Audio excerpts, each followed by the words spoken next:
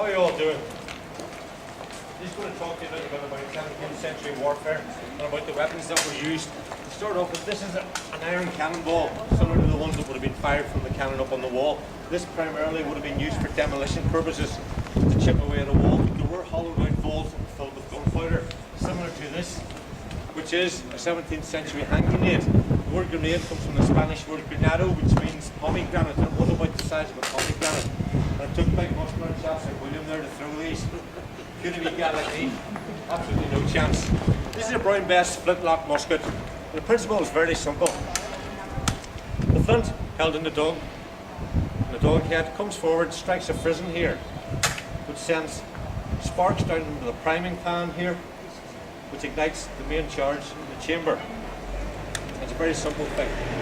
The musketeer would have carried this piece of equipment, which is a bandolier, sometimes known as the 12 Apostles.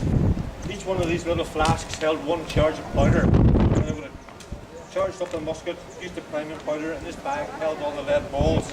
But in the heat of battle, you would often have forgotten how many you used or which one you used, so that was faded out, and they brought in a thing called cartridge shot, which I'll show you in a minute. The musketeer also would have been accompanied on the battlefield by a pikeman, a 12 or 16-foot pike with a metal tip, and that was to protect the musketeers from a cavalry attack.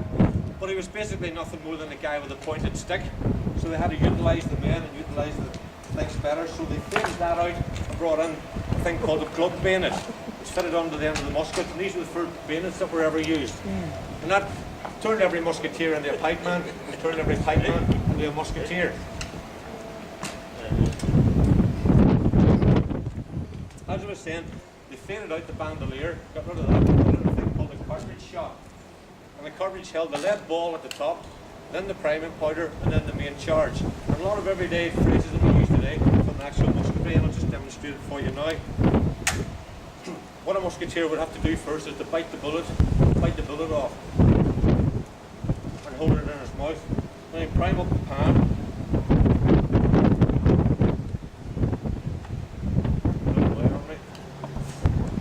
No teeth, you couldn't be a musketeer because you couldn't bite the bullet. You probably had to go and join the artillery. Now with your scouring stick, press everything home, and that's enough to do it. You see in the films how these guys are going, while you're doing that, the other guys shoot you dead.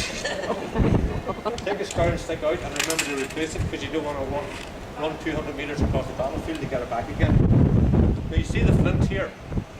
The soldiers had to maintain their own muskets and buy new flints. But sometimes guys were too miserable to do that. And what they would do is get a filer or asp and skin the flint. And that's where we get the word skin flint from. Someone who wouldn't buy a new flint, but they would skin the old one. Now the powder in the priming pan here, sometimes that would have went off but not ignited the main charge. And you've often heard of something or somebody being described as a flash in the pan. That's where that comes from too. So it's primed up and ready to go. And there's not too much one, so I'll try and get one off here for you.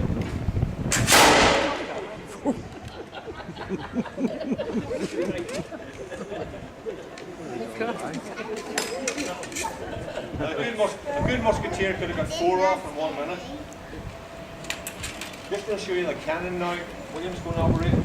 Same principle, muzzle loader, the vent hole at the back. Now it would have taken anything up to 7 men to operate a big gun effectively.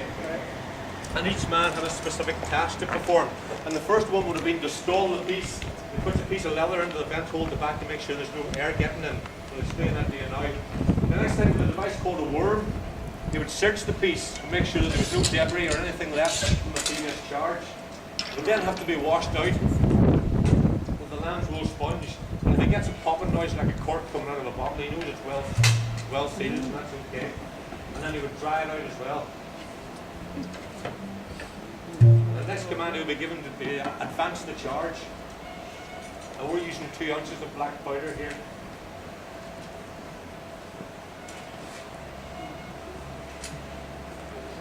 Push it down to the bottom of the gun. Just make sure it's well seated. And then they pack it all up. At this stage they would put in the ball. We're not obviously using one. Home office. And that would all be packed in with rags or grass. Now the guy who performed this task at the end was often drawn from a civilian population for a particular battle or a campaign. The reason being, he was expendable. the cannon was going to go off prematurely if there were any burning embers from the previous shot. Whenever he rammed it all home, that's the stage at which it would all explode, send him and the ramrod flying out over the walls. So he was usually a civilian recruited for a campaign. The next command would be to prick and prime. He takes out the foam stall, and with a little spike, pierces the bag of gunpowder that he's put down it before. And then with the fine priming powder, they'll prime it up.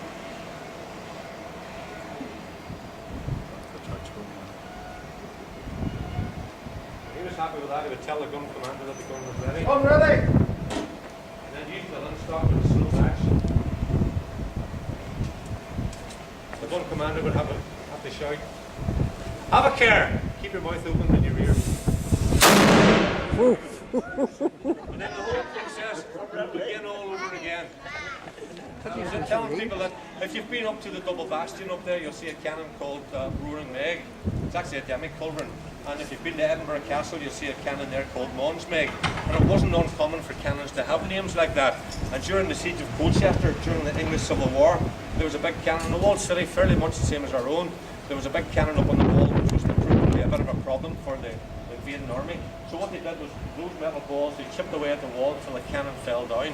Now the opposition, the King's men and the Cavaliers, trying to get it back up on the wall using ropes and pulleys and horses, but they couldn't. And the name of that particular cannon was Humpty Dumpty. That's where you get the nursery rhyme. All the King's horses and all the King's men couldn't put Humpty together again, that's true. And the gunner was a guy called One-Eyed Jack Thompson. And I always think that he had an advantage over other gunners in as much as he didn't have to close his eye in the cannon, he was already there. Thanks for your time and your attention. If you want to take any photographs or ask questions, please feel free to.